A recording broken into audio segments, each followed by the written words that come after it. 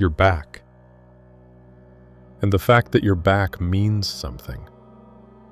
It means you're not the person who watches one video and feels good about themselves for a day. You're the person who actually wants to understand how this world works, who wants to go deeper, who isn't satisfied with surface-level answers to deep questions. Part 1 showed you why you've been losing. Part 2 showed you how to start winning. Part 3. What you're about to hear right now. This is where you become genuinely dangerous. Laws 21 to 30 are not about getting started. They're not even about staying ahead. They're about operating on a completely different level than the people around you. A level where you're not just playing the game better, you're changing what the game even means. If you haven't subscribed yet, do it right now. Because after this video, laws 31 to 40 are coming. And those ones will complete the picture in ways you're not ready for yet. Let's go. Law 21. Play a sucker to catch a sucker. Seem dumber than your mark. Here's something that will feel completely backwards when you first hear it. Sometimes the most powerful move you can make is to appear less powerful than you are. Think about every time someone underestimated you. It felt insulting. It felt wrong. Every instinct you had screamed, "Let me show them who I actually am." That instinct, that need to prove yourself, has cost you more than you know. Because the person who underestimates you has just handed you the most valuable thing in any competitive situation. They've dropped their guard.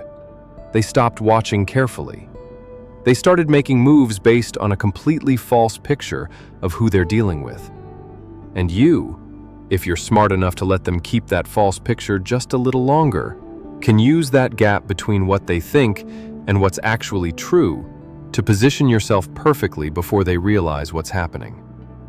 The most dangerous opponents in history were never the ones who looked dangerous. They were the ones who looked harmless until the moment it was too late to respond. Don't perform weakness, but don't perform strength either. Let people draw their own conclusions, and when those conclusions work in your favor, let them. The lion doesn't announce himself before he moves. Law 22. Use the surrender tactic. Transform weakness into power. This law will feel like the opposite of everything you want to do when someone has the upper hand on you. When you're losing, every instinct says fight harder, push back more, show them you won't go down easily.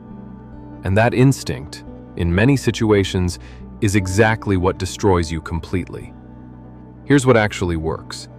When you cannot win directly, don't try to win directly. Surrender strategically. Give them the victory they want in the short term. Let them feel they've won. Let them relax. Let them lower their guard. And then, from that position of apparent weakness, you rebuild. You reposition. You wait for the moment when the balance shifts. And it always shifts eventually. History is full of people who lost battles and won wars, who surrendered ground and gained time, who appeared defeated and used that appearance to survive long enough to come back stronger. The person who fights to the last breath against overwhelming odds and loses everything is gone. The person who surrenders strategically, survives, and rebuilds is not gone. They're waiting. Survival is not weakness. Survival is the prerequisite for everything else. Give them the battle. Keep yourself. The war is longer than any single fight. Law 23. Concentrate your forces. Do not spread yourself too thin. Most people fail not because they lack talent, not because they lack opportunity, not because the world is unfair. They fail because they spread themselves across too many things and never go deep enough on any of them to become truly powerful in that space. A little bit of energy in 10 directions gives you 10 mediocre results. The same energy concentrated in one direction gives you one result so powerful it changes everything. This is not complicated, but it is extraordinarily difficult to actually do. Because concentration requires saying no to opportunities that look good, to people who want your attention, to the endless distractions that feel urgent but aren't important. The most powerful people in any field are almost never the most broadly capable. They are the most deeply concentrated. They found one thing, one specific territory, one specific skill, one specific relationship, and they went deeper into it than anyone else was willing to go. And that depth, that singular concentrated focus, became a source of power that breadth could never match. Stop trying to do everything. Pick the one thing that matters most. Go deeper than feels comfortable. Go deeper than feels necessary. And then go deeper still. That's where power actually lives, not at the surface, at the bottom of things. Law 24. Play the perfect courtier. Master the art of subtle power.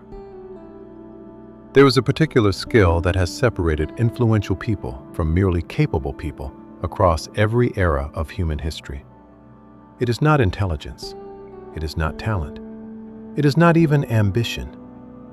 It is the ability to navigate complex social environments with complete grace, to know when to speak and when to be silent, when to push and when to yield, when to be visible and when to disappear. How to make everyone around you feel that they are seen and valued, while simultaneously advancing your own position with absolute precision. This is the art of the courtier, and it is the most underrated skill in existence. Because the person who masters this, who can move through any social environment, reading every current and adjusting perfectly, becomes indispensable in a way that pure talent never achieves. They are never threatening enough to be eliminated, never weak enough to be dismissed, never predictable enough to be managed. They seem to simply belong everywhere they are. And from that position of graceful, permanent belonging, they accumulate influence that more aggressive, more obvious operators never reach. Learn to read rooms. Learn to adjust. Learn to make your ambition invisible while making your value undeniable. That combination, ambition concealed within grace, is the most powerful long game in existence. Law 25. Recreate yourself. Do not accept the role others give you. Here is a question that will sit uncomfortably with you if you let it. Who decided who you are? Not who you think you are. Who decided what role you play in the environments you exist in? What label got attached to you early? The reliable one, the funny one, the difficult one, the quiet one? And how much of your life since then has simply been playing out that script that other people wrote for you? Because here is the truth. The identity most people operate from is not one they consciously chose. It is one that was assigned to them by early experiences, by other people's perceptions, by circumstances they didn't control. And most people spend their entire lives performing that assigned identity without ever stopping to ask, is this actually who I want to be? Or is this just who I became by default? The most powerful people in history are almost universally people who made a deliberate decision at some point to stop playing the role assigned to them and to create something entirely new. Not by pretending, not by performing a fake version of a better self, but by deciding with clarity and commitment what they actually wanted to become, and then systematically becoming it. You are not fixed. You are not defined by what you've been. You are defined by what you decide to become and how consistently you show up as that person going forward. Recreate yourself deliberately. It is the most radical act of power available to any human being. Law 26. Keep your hands clean. Conceal your mistakes behind a scapegoat. Nobody reaches any significant level of influence without making mistakes, without bad decisions, without moments they would take back if they could. The difference between the people who survive those mistakes and the people who get destroyed by them is not the magnitude of the error. It is how the error gets handled in the aftermath. Here is the cold reality. In any environment where power is being negotiated, admitting fault openly, completely, and repeatedly is not noble. It is an invitation for those who want your position to use your admission as the evidence they need. The powerful person handles mistakes differently. They move quickly to contain the damage before it spreads. They find ways to redirect attention toward the path forward rather than the error that caused the problem. They sometimes, not always, but sometimes, allow someone else to absorb the visible consequences of a shared failure. This is uncomfortable to say directly. It is more uncomfortable to pretend it doesn't happen constantly at every level of power. The goal is not to avoid accountability for genuine wrongdoing. The goal is to understand that in competitive environments, the way you handle your mistakes will determine whether they become momentary setbacks or permanent defining marks. Contain quickly. Redirect strategically. Move forward decisively. And let the story of what happened be one you help shape rather than one that gets shaped entirely by your opponents. Law 27. Play on people's need to believe. Create a cult-like following. People are not primarily rational creatures who occasionally feel things. They are primarily emotional creatures who occasionally reason. And this distinction, truly understanding it rather than just nodding at it, changes everything about how you understand influence. People do not follow leaders because those leaders have the best arguments. They follow leaders because those leaders make them feel something: hope, purpose, belonging, the sense that they are part of something larger than themselves, that actually matters. The most influential people in history, across politics, business, religion, social movements, understood this intuitively. They did not lead with data. They led with vision, with emotional resonance, with the ability to make people feel that following them was not just strategically sensible, but morally right. You do not need a mass movement to apply this principle. In any environment, a team, a social group, a professional network, the person who gives people a sense of purpose and belonging around a compelling vision becomes the center of gravity that everything else orbits. Be that person, not through manipulation, through genuine vision and the ability to communicate it in ways that make people feel it rather than just understand it. Give people something to believe in, and they will follow you further than any rational argument could ever take them. Law 28. Enter action with boldness. Timidity is never an option. Here is something that very few people want to admit about themselves. Most of the opportunities they lost, most of the moments that could have changed everything, were not lost because the opportunity disappeared. They were lost because the person hesitated long enough for the moment to pass. Timidity feels like caution. It feels like wisdom. It feels like the responsible thing, waiting until you're more ready, more certain, more prepared. But timidity in moments that require action is not caution. It is fear dressed in respectable clothing. And the cost of that fear, compounded across every moment you hesitated when you should have moved, every conversation you avoided when you should have had it, every bold action you talked yourself out of, is enormous. Here is what boldness actually does psychologically.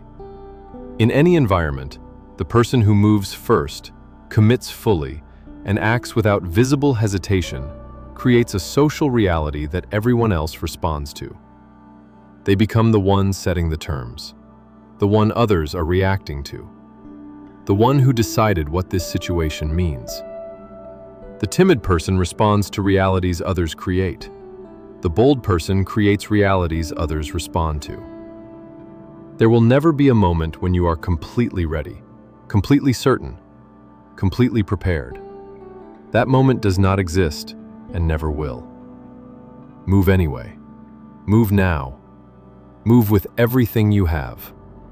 The world rewards boldness in ways it will never reward waiting. Law 29. Plan all the way to the end. Do not get lost in the beginning. Most people plan until they feel excited. They map out the first few steps. They feel the momentum of the idea. They can see clearly enough to get started.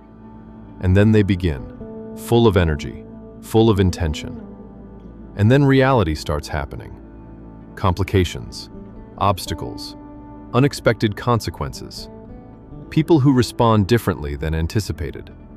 Situations that the original plan didn't account for.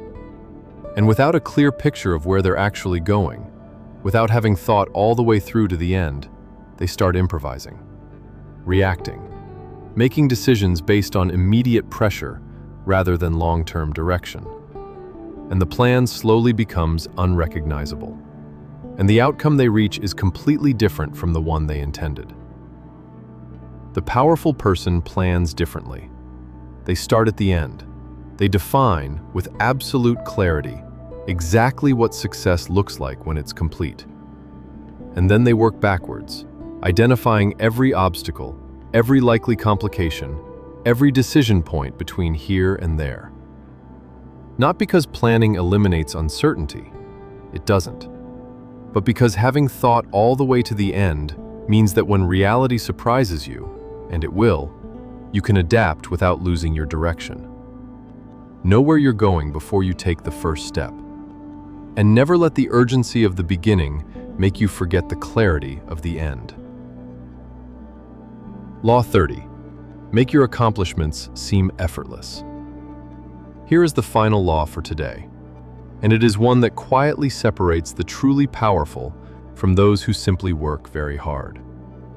When you let people see how much effort something cost you, when you talk about the struggle, the sleepless nights, the sacrifices, the difficult journey, you think you're building admiration. You're actually building something else. You're building a picture of someone who finds things hard, someone who struggles, someone who barely made it. And that picture, no matter how admirable the effort, subtly undermines the sense of natural authority that true power requires. The most effortlessly powerful people in history presented their achievements as natural, as obvious, as the inevitable result of who they simply are, not what they desperately worked for. This does not mean pretending your path was easy. It means understanding that the performance of effort signals that you are operating near the edge of your capability, and the performance of effortlessness signals that you are operating well within it. Let people wonder how you do what you do. Let them attribute it to natural talent, to mysterious capability, to something they cannot quite define. That mystery, that inability to fully account for your results, is itself a source of power. Work as hard as you need to in private, but present your results as if they required nothing more than your natural attention. That gap between the effort people know you must have invested and the ease with which you appear to carry it is where genuine mystique lives. And mystique is one of the most durable forms of power that exists. 30 laws down. 30 laws. Think about that for a moment. 30 pieces of a rule book that most people spend their entire lives playing against without ever knowing it exists. 30 explanations for why things have happened in your life the way they have. 30 tools you now have that you didn't have before. And here's the thing nobody tells you about learning these laws. It doesn't just change how you act, it changes how you see. Once you understand Law 21, you notice it everywhere. Once you understand Law 28, you start feeling the cost of every moment you hesitate. Once you understand Law 30, you start seeing the effort behind every apparently effortless performance. The world looks different now, and it will keep looking different as you go deeper. 18 laws remain. Laws 31 to 40 are coming in the next video. And by the time you've heard all 48, you will have a complete picture of how power actually moves between human beings. Not the version you were taught, the real version. Subscribe, turn the bell on, and be ready. Because the final laws are the most powerful ones of all. See you there.